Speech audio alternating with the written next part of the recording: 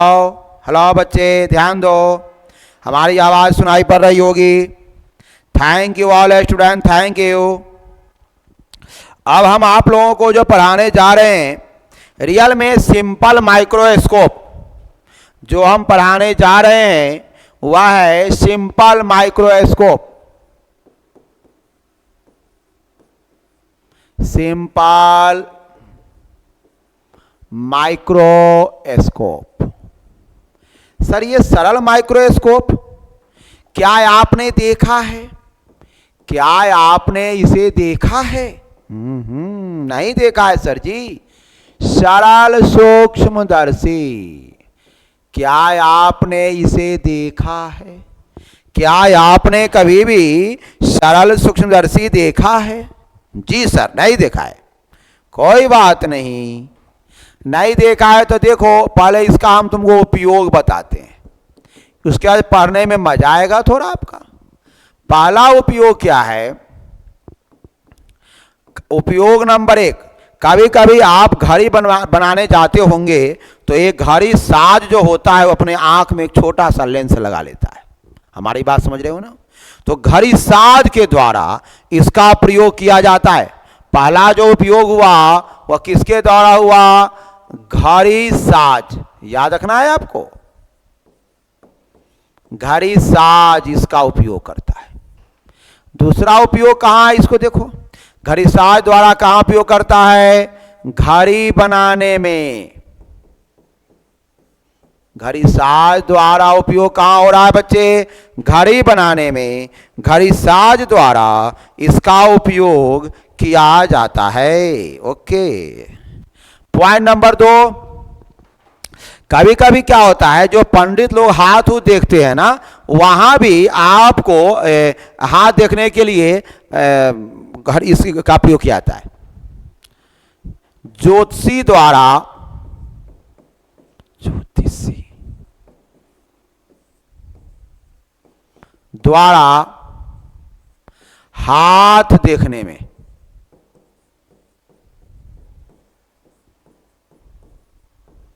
हाथ देखने में इसका प्रयोग किया जाता है। इसका प्रयोग पठन में भी होता है। इसको हम लोग पाठ्य लेंस भी कहते हैं।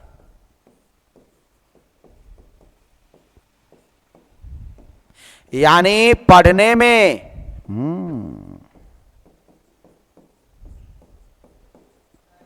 पढ़ने में इसका उपयोग कहां होता है? पढ़ने में हम लोग पाठ्य लेंस भी कहते हैं।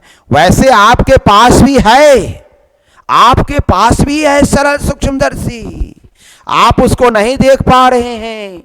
आपके पास भी ये सरल सूक्ष्मदर्शी हैं और आप उसको नहीं देख पा रहे हैं। सर जी नहीं देख, बिल्कुल नहीं देख पा रहे हैं आप लोग। कहां पर है मैं बताऊं? ये आपके पास भी है। हाँ, थोड़ा बड़ा हो गया था लग रहा है।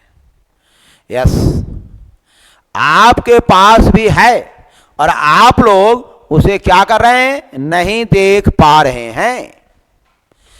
कहां है? औजार बक्स मेरे।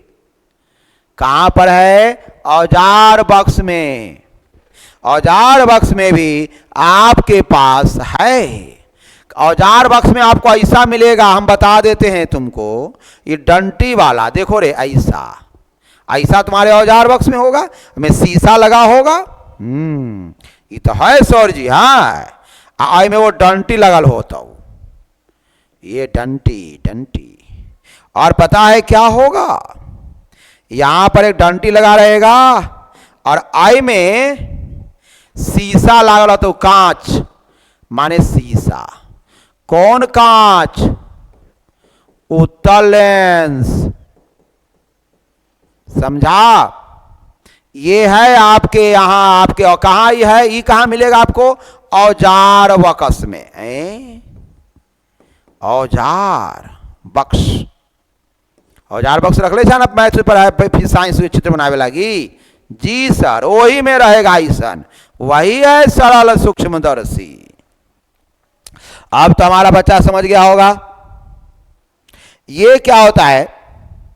ये क्या है पहले समझिए। ये उत्तल लेंस है और ये उत्तल लेंस की कम फोकस दूरी है। वर्ड सुनिए यहां, इसकी कम फोकस दूरी। ये क्या है? ये एक फ्रेम है। ये फ्रेम किसका है? धातु या किसका? प्लास्टिक का। और ये एगो हाथ से पकड़े वाला हैंडल है। ये हैंडल है ना, पकड़ के देखोगे ये क्या है? हैंडल है, जिसे आपकी सहायता से उसे आप लोग क्या कर लेते हो? पकड़ के देख लेते हो। जी सर, जी सर, वाह। आप तो हमको बता दिए कहां हमारा औजार सरल सूक्ष्मदर्शी है। आप तो हमको बता दिए सर जी कि कहां है हमार सरल सूक्ष्मदर्शी। चलो ठीक है, मिल गया, मिल गया ना तुम लोग कहां है। चलो अब आइए कुछ समझते हैं। अब मैं इसका पहले तो क्या करता हूं, एक इसका डिस्क्रिप्शन लिखता हूं, वर्णन कैसे करना है। सरल सूक्ष्मदर्शी है क्या?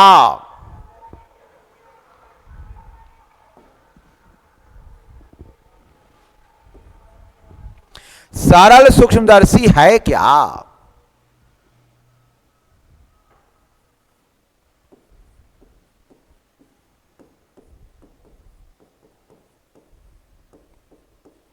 सरल सूक्ष्मदर्शी की परिभाषा, वह या कम फोकस दूरी वाले, क्या है बच्चे? उत्तल लेंस है, जिससे किसी वस्तु का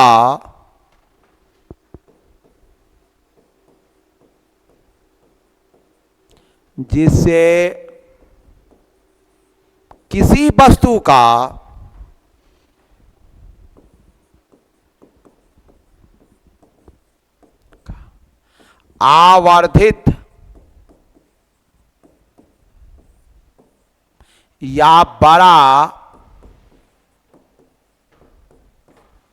प्रतिबिंब देखते हैं।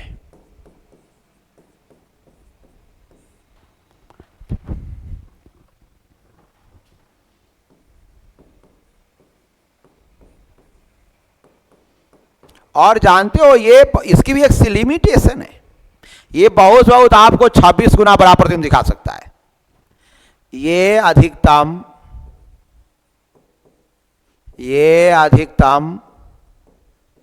किसी वस्तु का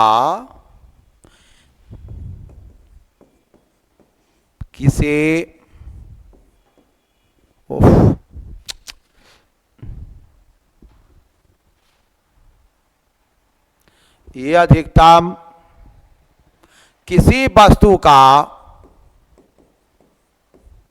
26 गुना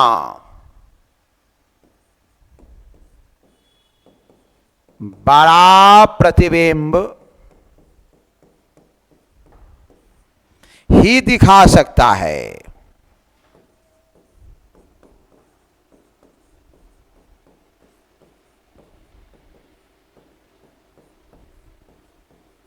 ध्यान देना है, ये जो है ना किसी वस्तु का 26 गुना बड़ा ही प्रतिबिंब दिखा सकता है। इससे बड़ा प्रतिबिंब या नहीं दिखा सकता है। ये बातें आप ध्यान पूर्वक सुनिए। इससे बड़ा प्रतिबिंब या नहीं दिखा सकता है। क्लियर हो गया? चलो ठीक है सर, ये सरल सूक्ष्मदर्शी हुआ। अब इसका क्या होगा? चलो अब इसका हम क्रियाविधि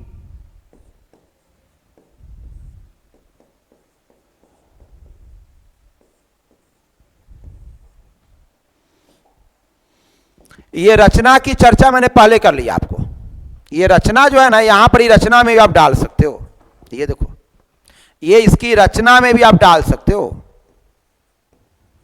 इसकी रचना कैसे होती है ये रचना में भी आ जाएगा आपको। अब आपके आइए क्रियाविधि, इसमें पहला पॉइंट काम, फोकस, दूरी का उत्तल लेंस होता है।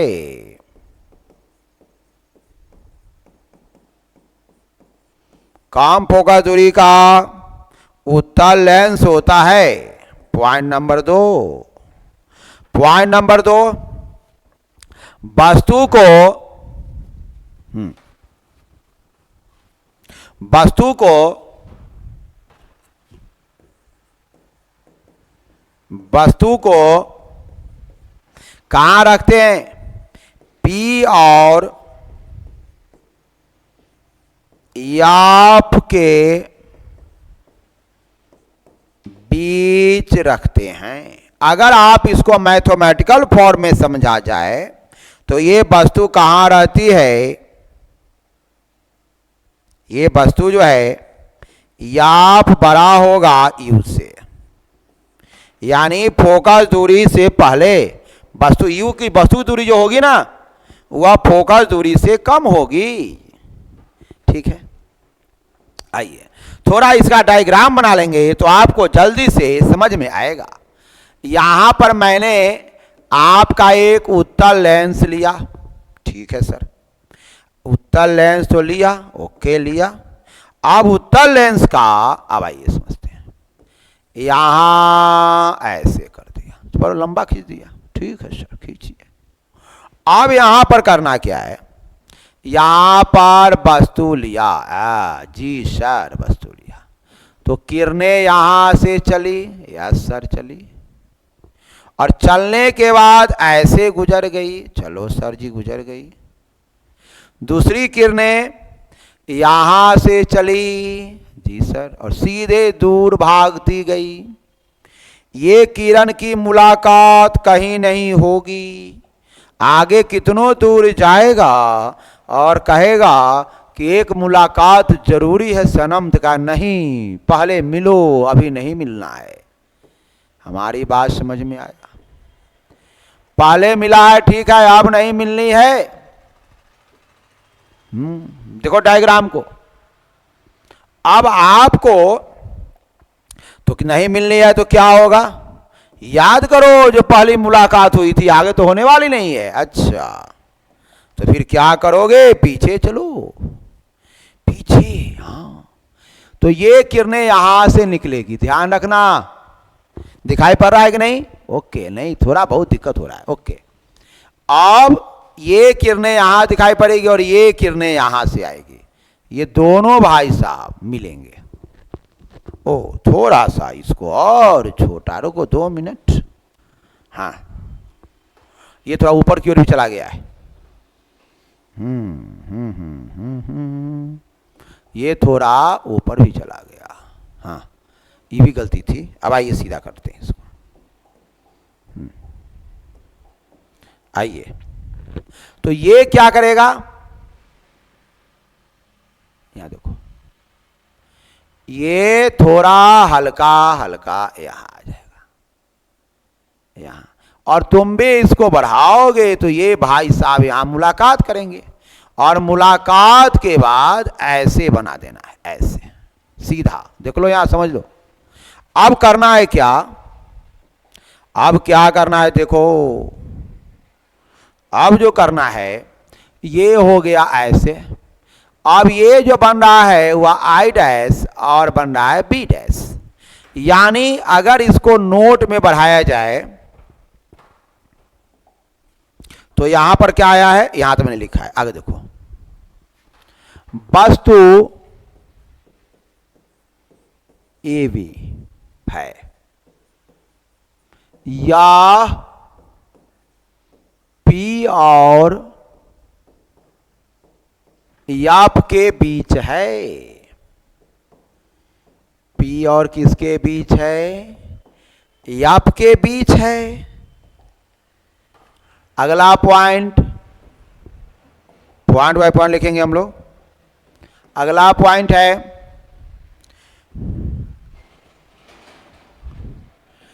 किरणें, एक प्रकार की किरणें या एक किरणें, यानी यहां पर ध्यान देना है, ध्यान ये देना है कि जो कभी भी कोई प्रतिबिंब बनता है तो आप जानते हैं कि कम से कम दो किरणों का कटान बिंदु होना चाहिए। और दो किरणों का कटान बिंदु है तब क्या होगा, प्रतिबिंब बनेगा। एक किरणें बहुत सारी किरणें होंगी। वस्तु के शीर्ष से चलकर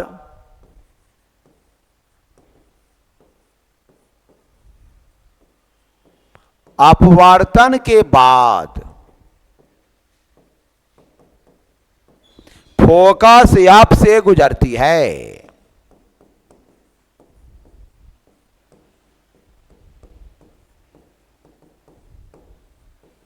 ये चीजें याद रखना है आपको, क्योंकि ये सब ही आपके कंपाउंड माइक्रोस्कोप में आने वाले हैं। वस्तु के शीर्ष से चलकर अपवर्तन के बाद फोकस एफ से क्या होती है बच्चे, गुजरती है दूसरी किरण है।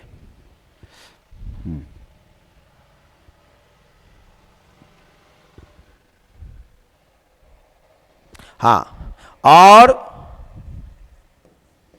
दूसरी किरणें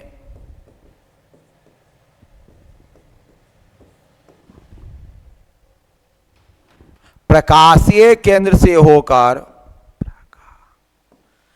प्रकाशीय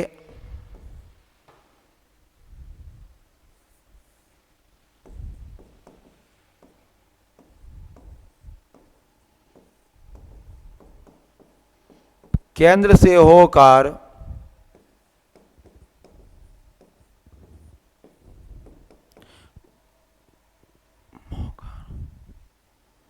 बाहर निकल जाती है, बाहर निकल जाती है, प्रकाशीय केंद्रों से जाती है। ओके, अब रही बात तो इसके परिणाम स्वरूप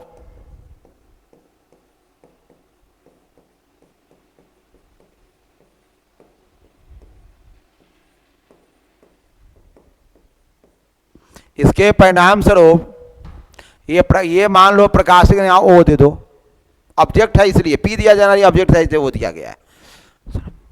वस्तु का काल्पनिक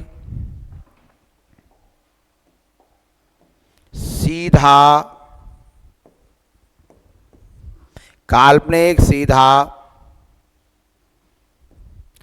वस्तु से बड़ा एवं वस्तु के पीछे बनता है। जो बच्चे पीछे नहीं पढ़े भी हैं वे भी इसको समझ सकता है। ये बच्चे पीछे 10th क्लास में अच्छा से नहीं पढ़े वो भी इसको पढ़ सकते हैं, जो बहुत अच्छा आप लोगों के लिए है। अगला जो टॉपिक आया, अब देखो यहां बनता है, अब मैं इसकी निकालूंगा आवर्धन क्षमता। क्या निकालने जा रहा हूं इसका, आवर्धन क्षमता। तो इसकी डायग्राम भी मैंने पहले बता चुका हूं। अब आइए आवर्धन क्षमता की बात करेंगे। इसकी आवर्धन क्षमता चर्चा मैं कर चुका हूं आपको पहले भी, सो मैं थोड़ा तेजी से बनाऊंगा। ये ओ रख लो, यहां एक वस्तु हो गई, ऐसे किरण चली, फोकस से होकर गुजर गई। आइए दूसरी किरण चली जो आगे की ओर चली गई, तो इसका प्रतिबिंब कहां बनेगा, पीछे बनेगा, ये और यहां ये हो गया। और एक ऐसे बना दूं मैं, दो स्थितियां, ताकि आपको आवर्धन क्लियर होगा। वैसे मैं क्लियर कर चुका हूं आवर्धन आप लोगों के लिए। मान लीजिए ये आवर्धन मैं पहले क्लियर कर चुका हूं। ये यहां पर ये वस्तु और यहां से किरण चली और यहां ध्यान देना है आपको, इस तरह की क्लासें हो चुकी है, पहले मैं अपना दर्शन कोण बता चुका हूं इसको। ए बी, यहां हो गया ए डैश बी डैश, यहां हो गया ए, ये बी। अब कोण की बात करेंगे, ये बीटा कोण, ये अल्फा कोण, इसका डिस्टेंस डी और यहां से यहां इसका डिस्टेंस भी डी। और थोड़ी सी अलग चीज रखेंगे हम, तो आप जानते हैं सरल सूक्ष्मदर्शी के लिए, पहले समझिए, सरल सूक्ष्मदर्शी के लिए याम बराबर क्या पड़े हो, बीटा बटे अल्फा। ठीक है सर, यानी आपको ये बराबर होगा तो tan बीटा बटे क्या होगा, tan अल्फा। तो जरा सोचो, ये बीटा के लिए लंब कौन होगा, बीटा के लिए लंब होगा ए डैश बी डैश बटे डी। और अल्फा के लिए क्या होगा, मैं इसको पढ़ा चुका हूं, थोड़ा मैं तेजी से पढ़ा रहा हूं आपको, इसके पहले वाला वीडियो में मैंने पढ़ा चुका हूं, इसलिए आप इसको उससे अवश्य देखें, पिछलका जब तो नहीं देखोगे आगे नहीं आएगा। और यहां आ जाएगा इसका लंब हुआ ए बी बटे डी, तो डी से डी कैंसिल आ गया, ए डैश बी डैश बटे क्या आ गया, ए बी। अगर कोई इसके लिए आवर्धन का एक कंसेप्ट डेवलप हो चुका है, याम is equal to A dash B dash बटे A B, A dash B dash बटे क्या हो गया, ए बी। चलो ठीक है सर। आप जानते हो यहां क्या ध्यान देना है, प्रतिबिंब का स्पष्ट न्यूनतम दूरी के लिए हम लोग डी का प्रयोग किए हैं, कोई दिक्कत इसमें नहीं आया। चलो अब क्या करना है, अब मेरे पास दो त्रिभुज हैं, तो क्या ये दोनों त्रिभुज समरूप हैं, ये मेरे पास दो त्रिभुज हैं, ये दोनों त्रिभुज क्या हैं, समरूप हैं। देखिए कौन कौन त्रिभुज, देखो यहां त्रिभुज है ए डैश बी डैश ओ और त्रिभुज ए बी ओ। ध्यान दीजिए, ए डैश बी डैश ओ और त्रिभुज क्या हो गया आपका, ए बी ओ। चलो तो आप पढ़े होंगे ये दोनों त्रिभुज क्या हैं, समरूप हैं। बच्चे हमारे को कहता होगा कि सर ये समरूप तो मैंने नहीं पढ़ा, बिल्कुल आपने पढ़ा है, क्लास 10th में पढ़ा है आपने, दोनों बिल्कुल पढ़ा है। ये दोनों त्रिभुज क्या हैं, समरूप है। समरूप समझ रहे हो, यानी समरूप क्यों है, तो इनके दो कोण आपस में बराबर हैं, दो कोण आपस में क्या है, बराबर है, इसलिए क्या है, समरूप है। वो 90 डिग्री बन रहा है, वो दोनों में है। ये बीटा कोण दोनों में है, ये 90 डिग्री है और ये भी क्या है, 90 डिग्री है। तो तुम्हें कोई पूछेगा कि क्यों समरूप है, तो ए से पढ़ा होगा किसी त्रिभुज की, दो त्रिभुज की, यदि किसी दो त्रिभुज की दो भुजाएं आपस में बराबर हो, समझा होगा जी सर। तो यानी ये हो गया समरूप हैं, तो इनकी संगत भुजाएं क्या होंगी, समानुपाती। संगत भुजाएं क्या होगी, संगत भुजाएं समानुपाती, मतलब समझ रहे हो, माने एक ही अनुपात में होगा। सर जी हम नहीं समझे, जैसे अब यहां देखो, यहां आ गया ए डैश बी डैश बटे ए बी, ये दोनों क्या है, ऊंचाई है, फीलिंग करो, ये दोनों क्या है, इसका ऊंचाई है, चेक करो, ए डैश बी डैश ऊंचाई है, तो इसकी दूरी भी क्या होगी, बराबर होगी। यानी यहां होगा ए डैश ओ अब बटे क्या आ जाएगा, ए ओ। चलो ठीक है, तुम्हें पता है कि ए डैश ओ जो है वह किसके बराबर है, डी के बराबर है, मिला, फीलिंग करो। और ए ओ जो है ना, यहां वस्तु की दूरी है, ये समझो किसकी दूरी है बुआ, ए ओ जो है वह किसकी दूरी है, बोलिए, ए ओ जो है वस्तु की दूरी है। ओके, तो यानी यह वस्तु की दूरी है, तो हम इसको क्या मान ले, छोटी सी चीज x मान लेते हैं, तो ये वस्तु की दूरी क्या हो गया, u, u को हमने क्या माना, x माना। क्लियर हो गया। यानी आपके पास जो यम का मान आ रहा है वह D by x, equation number 2, equation number 1। हमारी बातें तो आपको समझ में आ रही होगी बच्चों, क्या मेरी बातें आप समझ पा रहे हैं? चलिए अब मैं आपको लेंस सूत्र का प्रयोग करूंगा। आइए अब एक चीज और समझो, अगर मैं चिन्ह परिपाटी का प्रयोग करूं,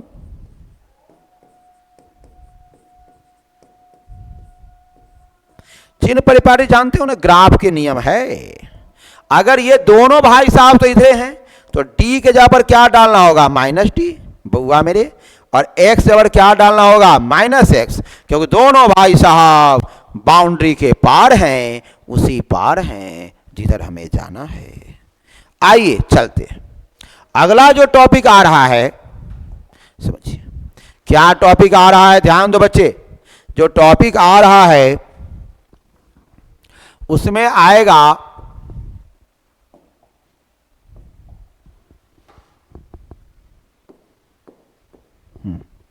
ये जो टॉपिक आ रहा है ये आपको ध्यान देना है। ये जो टॉपिक आ रहा है वह जो है आपके लिए बहुत ही बेहतर है। चलो हमारी बात सुनते चलते हैं। यहां अब लेंस सूत्र से आइए।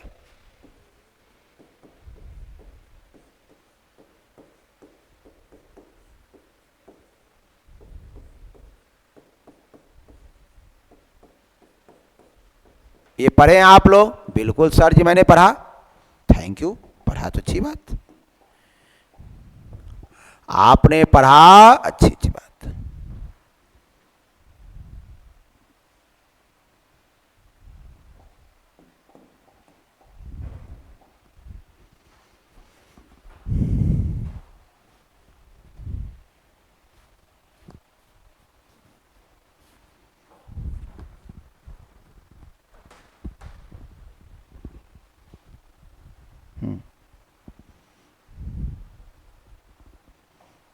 चलिए ध्यान देना है। अब यहां सुनो,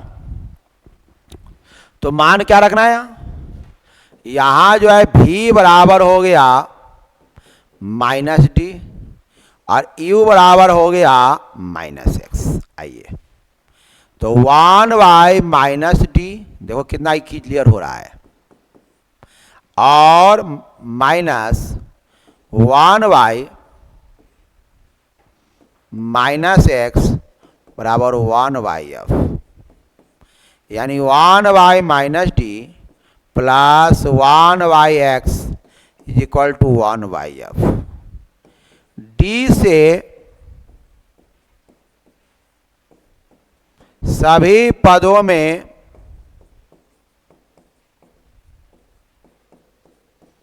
क्या करने पर? गुना करने पर। आइए बच्चों ध्यान दो, इजी है आपके लिए। यस सर, एकदम हलवा है रे, बहुत इजी मोशन क्लास का। -1 प्लस डी वाई एक्स बराबर डी वाई एफ। आपने पढ़ा है, ऐसे लिख सकते हो, डी वाई एक्स बराबर 1 प्लस डी वाई एफ। जरा सोचो, तुमने पढ़ा है कि यम इज इक्वल टू क्या पढ़ा है बच्चे? सर डी वाई एफ पढ़ा है मैंने। अच्छा, तो ये कैपिटल यम बराबर 1 प्लस डी बटे एफ, ये फॉर्मूला हो गए। सर ये किसका फॉर्मूला हो गया सर जी? ये जो फॉर्मूला हो गए ये आवर्धन के फॉर्मूला हो गए, आवर्धन क्षमता हो गए। किनका आवर्धन क्षमता हो गए सर जी?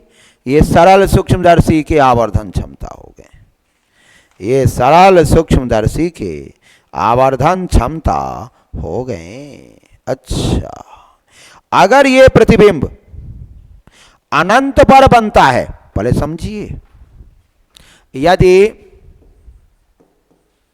प्रतिबिंब कहां बने? यदि प्रतिबिंब अनंत पर बनता है। अच्छा, अनंत, हाँ।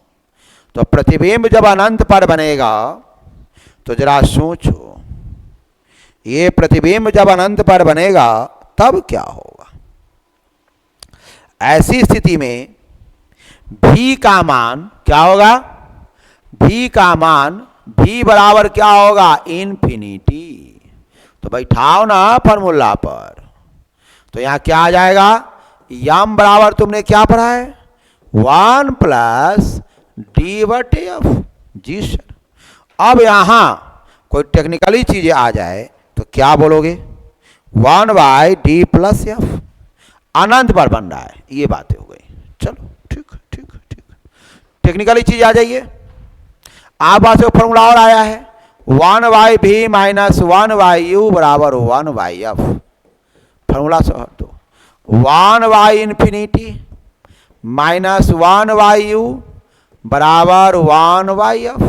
तुम पढ़ा है ना फॉर्मूला में, क्या पढ़ा है सर? 1 बाई इंफिनिटी 0, यानी u बराबर एफ। यहां माइनस एफ आएंगे, लेकिन तुम्हें पता है ना u का मान जो होता है ना वह ऑलवेज माइनस में ही तो होता है सर जी, क्योंकि u का मान क्या आएगा? माइनस में आएगा। u का मान क्या आएगा? क्योंकि u का मान जो यहां होता है वो माइनस में होता है, हमेशा होता है, पता है आपको, इसलिए टेंशन जरूरत नहीं है आपको। ये माइनस, तो यानी u बराबर क्या आ जाएगा? एफ। यहाँ u प्लस कर दो, तो यानी u बराबर क्या आ जाएगा? एफ। अब आपको एक फॉर्मूला बन के आ गया 1 प्लस, हाँ अब क्या आ गया ध्यान दो, अब u बराबर एफ आ गया, सीधा बैठा दो। जहां u है वहां क्या डालना है आपको? एफ डालना है। तो यम बराबर, तो यम बराबर क्या आ जाएगा? यम बराबर आ जाएगा डी बटे एफ।